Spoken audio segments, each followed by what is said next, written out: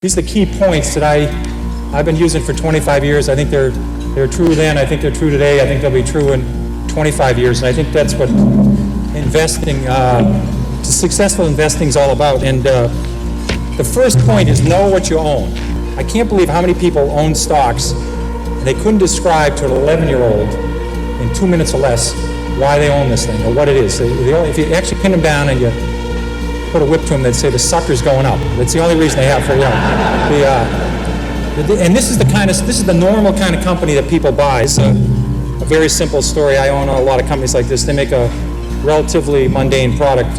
It's a 1 megabit SRAM CMOS bipolar risk floating point data I/O array processor with optimizing compiler, 16-bit dual port memory, Unix operating system, 4 Whetstone megaflop polysilicon emitter with a high bandwidth, that's important, 6 gigahertz double metallization communication protocol, asynchronous backward compatibility, peripheral bus architecture, 4-wave interleave memory, token ring interchangeable backplane, and they do it in 15 nanoseconds of capability.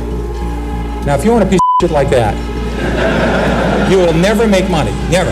Semiconductor, more Whetstones, less Whetstones, big megaflop. I mean, what do you do if this thing goes from 12 to 9? Do you buy more? Do you walk around the block? I mean, do you call your friends? I mean, what the hell do you do with something like that?